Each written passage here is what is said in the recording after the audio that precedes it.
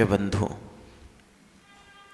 जैसे जैसे आत्म तत्व हमारी आत्मा में उतरता चला जाता, वैसे वैसे हमें अपनी आत्मा का ज्ञान होने लगता है। अभी तक तो हमने शब्दों का ज्ञान समझा है कि ऐसा नहीं करना चाहिए, कान को सुना बहुत अच्छा लगा। किसी किसी की आवाज़ ऐसी होती है कि इतना अच्छा लगता है, सुनते रहो सुनते रहो, लेकिन उसने कहा क्या उससे हमारा कोई भी प्रयोजन नहीं। अभी हमारी बुआ जी जब कहानी कविता सुना रही थी, ऐसा लग रहा था कि सुनते रहो, क्या मधुर आवाज़ थी। लेकिन बात को समझना, अब ओम प्रकाश जी बात को समझना कि उस अच्छी आवाज को कानों ने सुना, किसके प्रिय रही वो? कर्ण प्रिय रही विनोद भाई कि आत्म प्रिय रही? समझो बात को, किसके प्रिय रही? कि वह आवाज वह कविता हमारे कर्णों के प्रिय तो हो गई, लेकिन हमारे आत्मा के लिए क्या दे दिया उसने? क्या दिया? लोग कहते हैं महाराज जी बहुत अच्छे नाटकबाज आते हैं। अभी हमारी चातुर्मास कमेटी भी बहुत अच्छे अच्छे लोगों को बुला रही। दिल्ली का, अपने भारत का सबसे श्रेष्ठ कंठस्थ कला केंद्र, लोग उसको देखेंगे। लेकिन ये सोचकर देखो, वह जो नाटक करेगा किसके लिए प्रिय होगा? हमारी आंखों के लिए प्रिय होगा कि हमारी आत्मा के लिए प्रिय होगा? कि शब्दों का जो संसार है, अभी तक हमने संसार यानी कि शब्दों का ज्ञान लिया है। शब्दों का ज्ञान तो कईयों बार लिए हैं, वो कई कई प्रकार से लिया है, लेकिन आत्मा को ज्ञान हमने किसी भी प्रकार से नहीं लिया। और समय है कि आत्मा को ज्ञान दो। खाना खाने से भूख मिट जाती, कमल जी, खाना खाने से भूख मिट जाती? कईयों बार सुने हो, कईयों बार पढ़ा है, पढ़ते पढ़ते खाने की तुम्हारी जो भूख है वो मिट जाएगी क्या? मिट जाएगी क्या? कैसे मिटेगी मंत्री जी, कैसे मिटेगी? जब तक थाली में ना आ जाए, जब तक हाथ से हम उसको मुंह में ना रख लें और गले से ना नीचे उतर जाए, जब तक भूख मिटने वाली नहीं है। और आचार्य भगवान यहां यही कह रहे हैं, यथा यथा समायाति संवित्तो तत्त्वमुत्तमम् तथा तथा न रोचन्ते विषया सुलभा भी। कि शब्दों का ज्ञान तो कईयों बार किए जम्बू भाई, आज जम्बू स्वामी की कथा हो जाए, है ना जम्बू भाई? कि शब्द कहाँ होते हैं, शब्दों का ज्ञान कितना होता है, और सैलू भाई आत्मा का ज्ञान कितना होता है? टीचर कौन कौन है? आप देखो टीचर कितना कुछ पढ़ता। ऐसे ऐसे टीचर देखे विनोद जी। एक टीचर मेरे को पढ़ाते थे तो बच्चों से उन्होंने पूछा, हाँ कल कितना पढ़े थे? उन्होंने कहा इतना, और बस स्टार्ट। किताब की उन्हें कोई भी एक शब्द भी, बच्चा कितना भी बीच में यहाँ का पूछ ले वहाँ का पूछ ले, लेकिन पढ़ाते समय वह डिस्टर्ब। इतने अच्छे से किताब उनको रट गई। अब एक पुस्तक पढ़ानी और 40 साल से पढ़ा रहे, क्या होगा? रट जाएगी, लेकिन उन्हें उसका और कुछ नहीं पता। हमने भी इतनी सारी जिंदगी शब्दों के समझने में लगा दी, लेकिन शब्दों का अर्थ आज तक हम नहीं समझ पाए। और वह सामने कथा आती है कि उसकी माँ उसको समझा रही है कि बेटा तुम्हारे को शादी करनी है।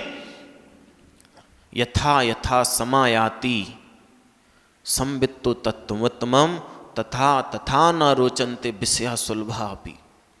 जैसे जैसे वह शब्द, वह ज्ञान हमारी आत्मा में प्रविष्ट कर जाता है, वैसे वैसे हमारे को भोग विषय रुचते नहीं है। माँ कह रही है बेटा तुम्हें शादी करनी पड़ेगी, तुम्हें मेरी कसम।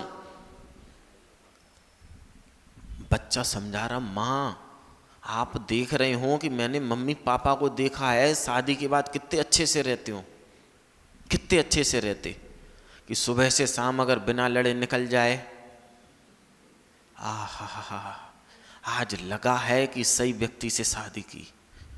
लेकिन कितने दिन ऐसे होते हैं कि उस दिन वह सही से निकल जाते, कि पति की पत्नी से नोक झोंक ना हो, पत्नी की पति से नोक झोंक ना हो। कमल जी, हम लोगों ने सेमिनार किया भिंड में, पहली बार गुरुदेव पूज्य गुरुदेव आचार्य विनिश्चय सागर जी महाराज जी ने दंपत्ति सेमिनार का आयोजन कहाँ से कराया? भिंड का। बुआ जी उस सेमिनार की साक्षी हैं।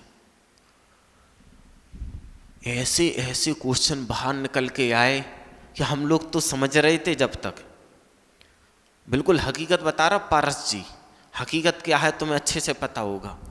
हम लोग ये समझते थे जम्बू भाई कि पत्नी पत्नी की शादी हो गई मतलब सारी टेंशन फ्री, लेकिन जब उस सेमिनार का आयोजन हुआ तब पता चला कि शादी के बाद तो टेंशन खत्म नहीं होती, टेंशन प्रारंभ होती है।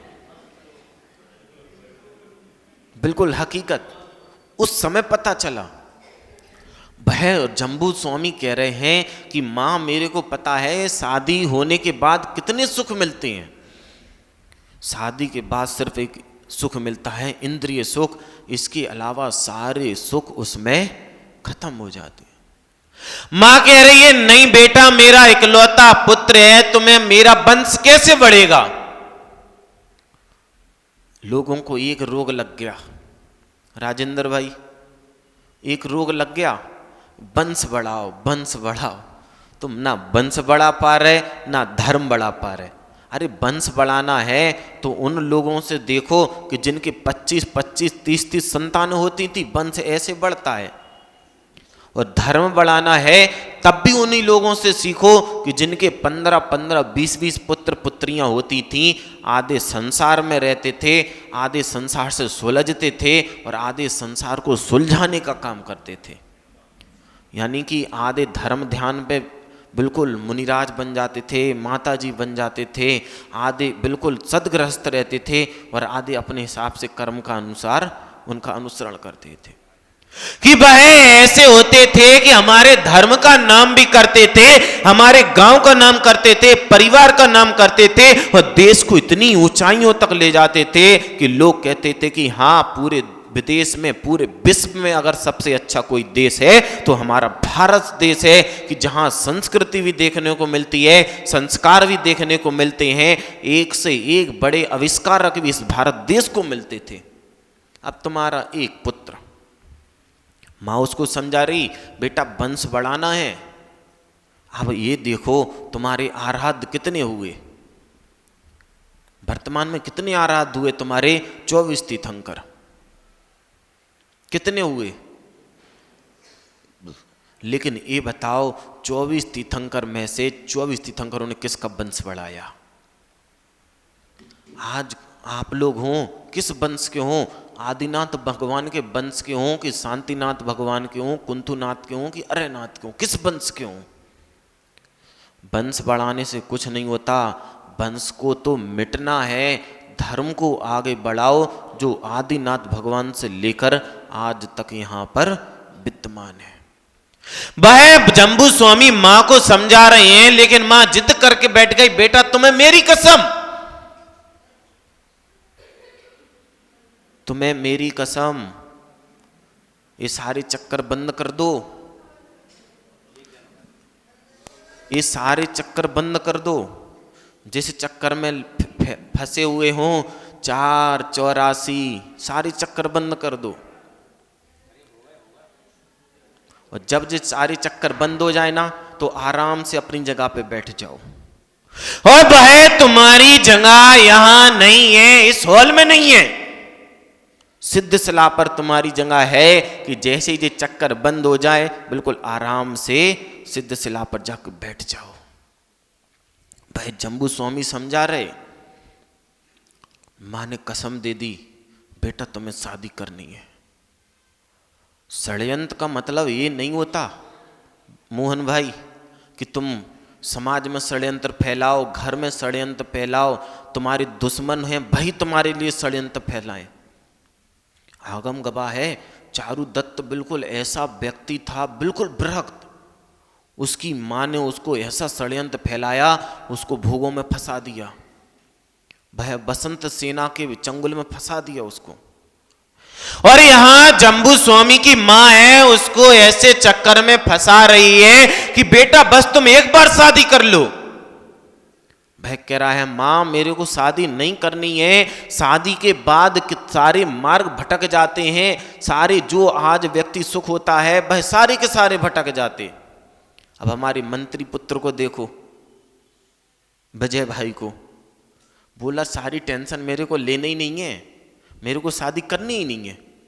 आज तक सुखी बिल्कुल, ना किसी की टेंशन, ना किसी से बुराई, ना ससुराल और ना मायका, अपनी मस्ती में मस्त। मां कह रही नहीं बेटा, तुम्हें जो करना तुम कर लेना, तुम्हें जितना भी तुम्हारा वैराग्य है हम उसको समाप्त नहीं कर रहे। वह मां अंदर ही अंदर षड्यंत्र रच रही है कि अगर एक बार इसकी मैंने शादी करा दी फिर तो ये भोगों में फंस जाएगा। लड़ाई हमारी बाहर से नहीं चलती विनोद भाई, समझने का प्रयास करना। लड़ाई हमारी बाहर नहीं चलती। हमें लग रहा है कि सामने वाला हमारा शत्रु है, हमें उससे जीतना है। अगर तुमने अपनी कसाइयों को जीत लिया तो शत्रु तो तुम्हारा शत्रु बना रहे, लेकिन सारी सबसे बड़ी विजय क्या है? दूसरों को तो विजय कर सकते, दूसरों पे तो विजय कर सकते कि जब वह वो क्या नाम उसका, विश्व विजय सिकंदर हमारे राज्य में आया, हमारे देश में प्रवेश किया, अपने आप को विश्व विजय कह रहा, और जब वह कल्याण मुनि के सामने पहुंच गया तो मुनि ने उसको बतला दिया कि सबसे बड़े परतंत्र तो अभी तुम हो। तुम कह रहे हो कि मैंने विश्व पे विजय कर ली, पहले तुम अपने ऊपर विजय करके तो दिखाओ। जिसने अपने ऊपर विजय कर ली सारा विश्व उसके चरणों में नतमस्तक रहता है, उसको किसी से कोई भी मतलब नहीं रहता। वह कह रही है कि तुम एक बार विवाह कर लो फिर तो तुम इसमें फंस जाओगे। मां ने षड्यंत्र रच दिया, शर्त रख दी उसके सामने, हम तुम्हें बिल्कुल मना नहीं कर रहे मंत्री जी, हम तुम्हें बिल्कुल मना नहीं कर रहे हैं कि तुम विवाह नहीं करना, बस तुम एक बार विवाह कर लो फिर उसके बाद तुम्हें दीक्षा लेनी हो तुम ले लेना, हम तुम्हें बिल्कुल भी मना नहीं करेंगे।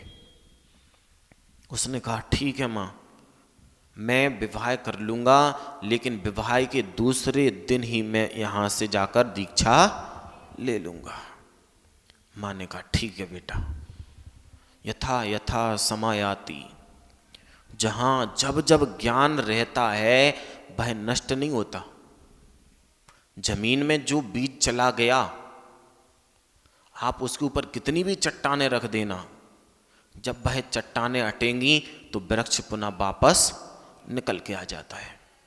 आज जो आपके अंदर धर्म के संस्कार, जो धर्म का आरोपण, जो बीजांकुर आपके हृदय में किया जा रहा है, जैसे ही उसके ऊपर से विषयों के कसायों के पत्थर हटेंगे, एक महाबट वृक्ष जब लेगा तो कितने जीव उसका आश्रय लेकर अपने आप को सुखी मानेंगे। जम्बू भाई तुम सोच नहीं सकते। उसने कहा ठीक है। मां कह रही है ऐसी ऐसी राजकुमारियों को पकड़ के लाएंगे कि उसको देख कर ये सब कुछ वैराग भूल जाए। मोक्ष मार्ग पर बाधक, मोक्ष मार्ग को रोकने वाले सिर्फ दो तत्व, आपको गृहस्थ अवस्था में सुख से रोकने वाले दो तत्व, स्त्री और स्त्री। ये दो तत्व ऐसे हैं, स्त्री और स्त्री, ये सबसे ज्यादा व्यक्तियों को परेशान करते हैं। अगर किसी के हृदय में स्त्री और स्त्री आ गई वह डूबेगा ही डूबेगा। अभी बुआ जी कह रही थी पत्थर की नाव, पत्थर की नाव पे बैठ के तो आप पार हो सकते हैं, लेकिन आपके हृदय में स्त्री और स्त्री विराजमान है, आप कभी भी कोई सी भी नाव में बैठ जाना आप कभी भी पार होने वाले नहीं, आप डूब कर ही रहोगे। भाई सोच रही है कि अगर एक बार स्त्री इसके हृदय में प्रवेश कर गई, फिर ये हमारे को छोड़कर जाने वाला नहीं है। फिर क्या, एक से एक पूरे विश्व सुंदरियां जो थीं उसको ढूंढा गया, उनको समझाया गया कि देखो बेटा, अगर पति को रोकना और नहीं रोकना तुम्हारे हाथ में है। अगर तुमने उन्हें रोक लिया तभी तुम ये समझना कि तुम सदा सुहागन हो, बतना दूसरे दिन तुम्हारा पति दीक्षा ले लेगा। वह भी बिल्कुल तैयार कि जम्बू स्वामी, इतना धन, इतनी दौलत, धन और दौलत के चक्कर में कभी भी किसी से विवाह नहीं करना। धनों और दौलत के चक्कर में कभी भी किसी से विवाह नहीं करना। जब भी तुम्हें विवाह करना हो, धर्मात्मा से करना, धर्म उसके अंदर बसता है। एक बार क्या हुआ, बिल्कुल सत्य घटना। अब लड़की वाले हैं, अब थोड़े उनके दिमाग भी थोड़े हाई। लड़की बोली, भैया देखो पापा जी, विनोद जी बोली, पापा जी देखो, शादी करना ऐसे करना जिसके यहाँ बहुत सारा धन हो, बहुत अच्छा मकान हो। अब लड़के वाले भी, अब कब तक, ठीक है भैया, अब लड़कियों की कमी है, लेकिन लड़के भी ऐसे नहीं। बहुत हो गई, जो भी लड़की आए भाई यही कहे, बहुत अच्छा मकान, बहुत अच्छा मकान, बहुत अच्छा मकान। तो एक लड़के को ऐसे ही लगा, उसने कहा, भैया ये तो बताओ, शादी तुम्हें मेरे से करना है कि मेरे मकान से करनी है? साथ में मेरे साथ रहना है कि मकान के साथ रहना है? अगर तुम्हें मेरे साथ रहना है तो मेरे को देखो मैं कैसा हूं, अगर तुम्हें मकान के साथ रहना है तो मकान देखो। उसने कह दिया, देख भैया, जम्बू स्वामी इतना धन दौलत, अगर हम उसकी रानी बन गए तो सारी जिंदगी हम ऐश करते रहेंगे, सारी जिंदगी हमारे बच्चे जो होंगे सारे ऐश करते रहेंगे। अब आप देखो कि सब उनको समझा दिया कि अब विवाह हो गया। विवाह की पहली रात जहाँ लोग भोगों में लगते हैं, वहाँ वह स्वाध्याय का ग्रंथ खोल के बैठ गया।